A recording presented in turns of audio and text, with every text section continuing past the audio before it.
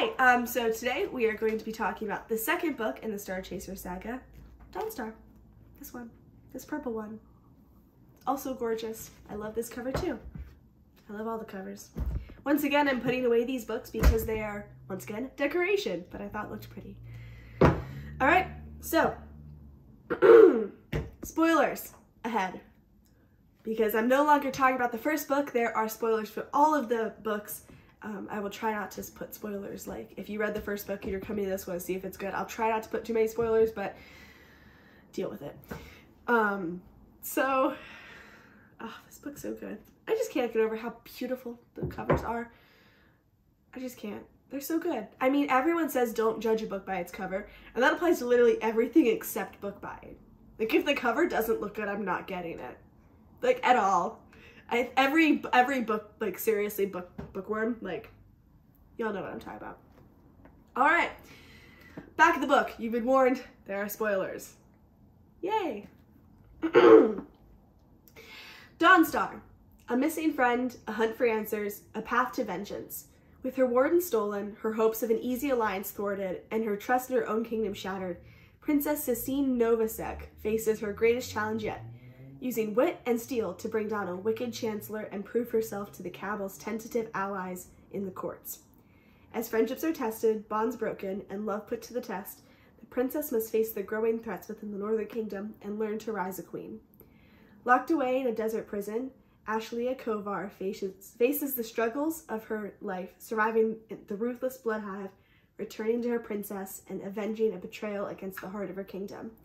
But there are more secrets and schemes than just hers lurking in the catacombs, and the struggle between powerful forces above and below the sands will test Ash's loyalty in dangerous ways. Ways that may spell death for people the cabal cannot afford to lose. It's so good.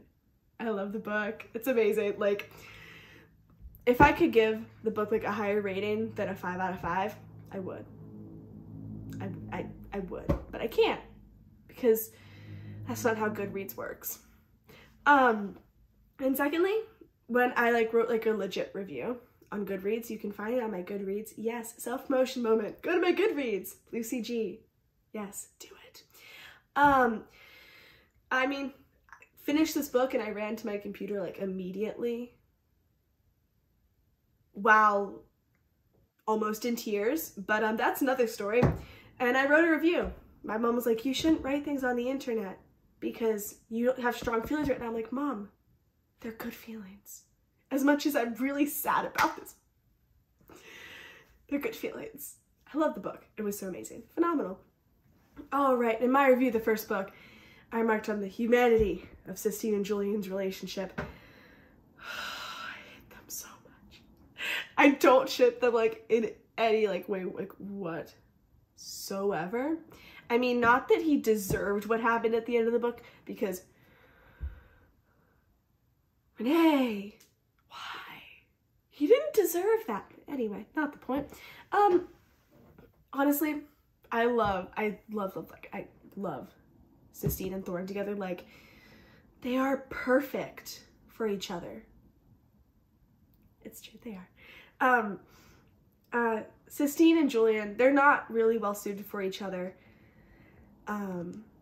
I mean, Julian constantly undermines Cecine's authority as a princess and future queen, and I mean, he's pretty toxic for her. And I mean, that's not saying that he doesn't deserve to have a relationship in the future, because everyone deserves love. It's just, he doesn't deserve Cecine. And I mean, thank you, Renee, for giving Cecine a love interest. It was not the first guy she met. Thank you. It's not something we see a lot in these kinds of books. And as I said earlier, you almost made me cry. I mean, I applaud you for writing such a compelling death, but really? Is it really necessary to break my heart that much? But anyway, still loved the book. It was great. Highly recommend. Real tearjerker. I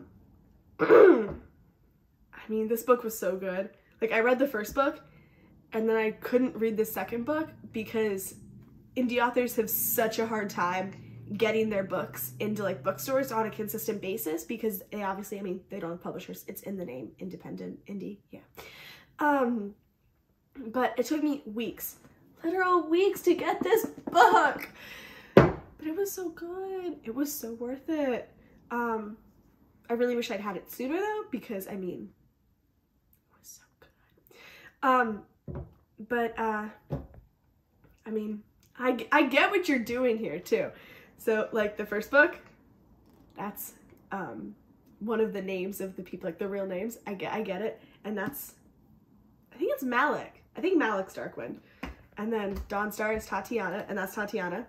I see what you're doing here, and I think it's super genius, honestly. I love it. Yes. Love it. Super genius. Oh, so amazing. Character development. Sistine, I talked about her in the first book, and she's just gotten better. She's continued her character arc, and I know sometimes authors will just, once they've given the character an arc, leave it there. No, Sistine continues to grow, and it's so wonderful, and just she's just amazing. It was an absolute delight to read, and she's a wonderful role model. She has poise and elegance, and is not afraid to get into a bar fight, defending the people that she loves. I love her so much.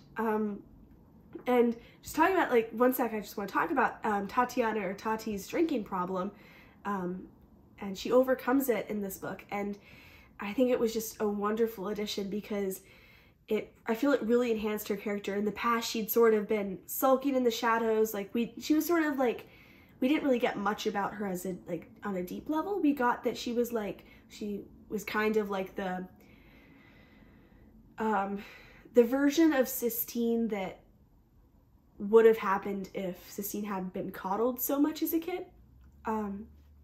But I just think that little thing that was put in there, Renee, I just think that it was genius to add that little drinking problem in and continue it through the rest of those books.